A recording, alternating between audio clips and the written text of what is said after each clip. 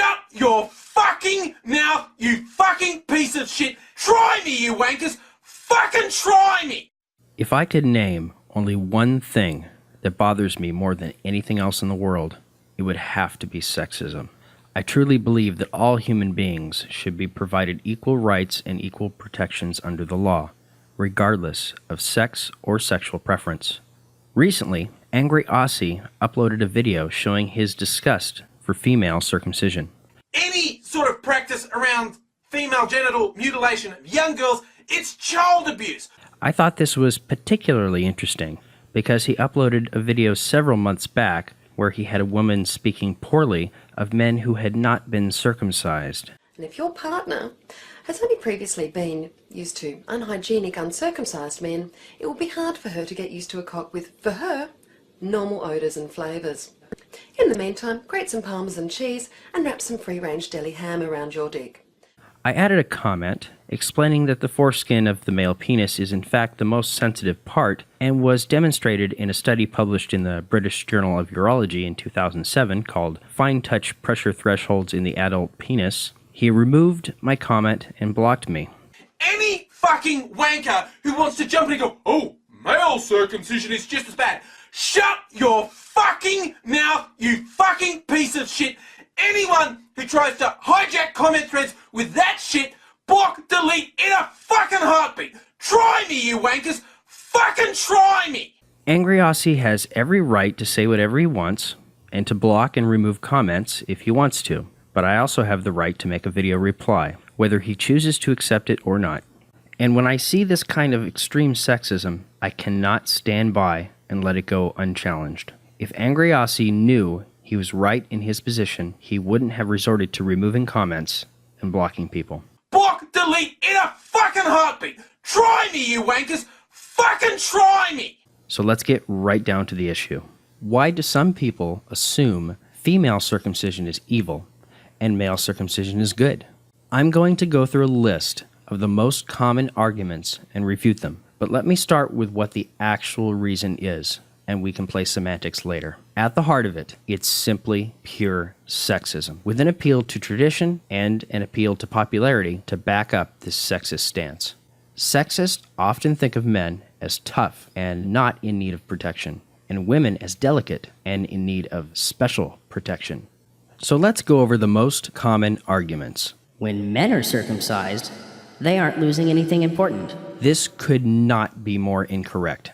The foreskin of the penis has the most densely packed concentration of nerve endings on the entire penis. Virtually all of the fine touch nerve receptors are located on the foreskin, and so without it, the man can no longer sense fine touch genitally.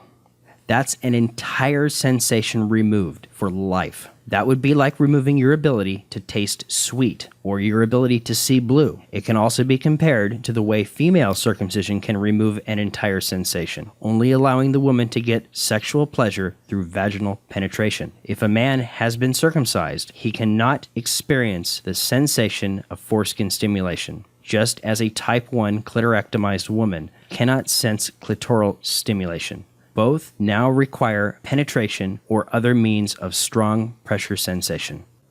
But when a woman is circumcised, she can no longer enjoy sex. This is simply not true. You will not hear this from circumcised women in Africa and in the Middle East. You will only hear this repeated in Western culture. It's incorrect. A female circumcision can reduce pleasure, like male circumcision, and it can remove important sensations, like male circumcision, but it does not completely remove the ability to enjoy sex in most cases, just like male circumcision.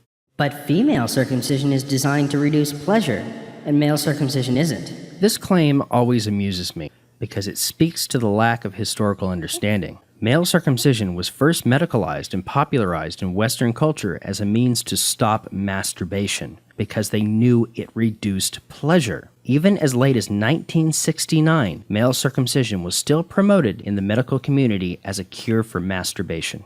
As soon as it was better understood that masturbation was not harmful, that argument disappeared. But the practice, which started to try and curb masturbation, didn't go away.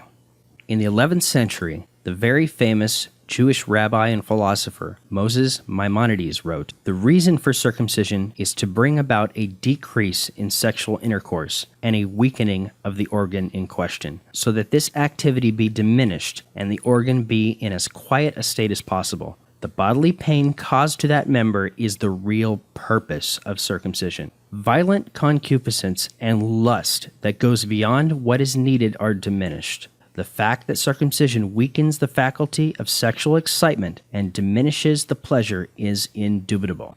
But with female circumcision, they sew the vagina shut. That's called infibulation, and it's one of the least common forms of female circumcision. Just because it's rare doesn't make it right, but don't make the mistake in assuming that female circumcision requires infibulation. But male circumcision has health benefits. Female circumcision doesn't have health benefits. The male and female structures both develop in utero from the same parts. It shouldn't be of any surprise that what might affect one gender might likely affect the other in the same, or at least in a very similar way. For example, in 2 studies, female circumcision showed a decrease in HIV transmission. If it's true that male circumcision can reduce HIV transmission by removing many of the Langerhans cells, it shouldn't be of any surprise that removing the inner labia, outer labia, and clitoral hood might have the same result, as these areas of the female genitals are densely laden with Langerhans cells as well. Or we could just use a condom. I find it interesting that the parts of the genitals that feel the best also seem to be the most susceptible to HIV infection, at least according to some studies. So how much pleasure is it okay to remove to reduce HIV infection? The answer is none.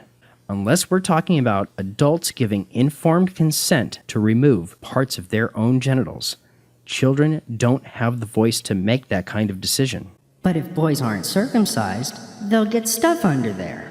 You would think this argument would only be made by male virgins who've never seen a vagina in real life before. The female vagina has many more folds of skin and produces much more moisture. If the folds of the vagina are not washed regularly, a fluid called sebum can collect with the shedding of dead skin cells. This produces a cheesy substance with a fishy smell. Should we hack off the outer labia, inner labia, and clitoral hood to keep these areas dried out so this doesn't happen as easily? Or should her parents instruct her to clean that area while bathing? It's much harder to clean a vagina than it is to clean an intact penis with a foreskin. But the penis looks better when it's circumcised. That's a matter of opinion, and it's almost exclusively held by those who live in circumcised cultures. Many female porn stars get labiaplasty, and some even get their clitoral hood removed. This is their right as adults, but it would be illegal to perform a labiaplasty or a hoodectomy on a newborn baby girl. That kind of cosmetic surgery has to be left to the owner of those parts. These are not birth defects that require intervention. Every girl is born with a labia and a clitoris. Additionally, every boy is born with a foreskin. Any fucking wanker who wants to jump in and go, "Oh, male circumcision is just as bad." Shut your fucking mouth, you fucking piece of shit. Anyone who tries to hijack comment threads with that shit, block, delete in a fucking heartbeat. Try me, you wankers. Fucking try me. I would suggest that you stop making assumptions and do your research before stating opinions, especially while screaming them at the top of your lungs in a sexist fit of rage. Thank you for your time.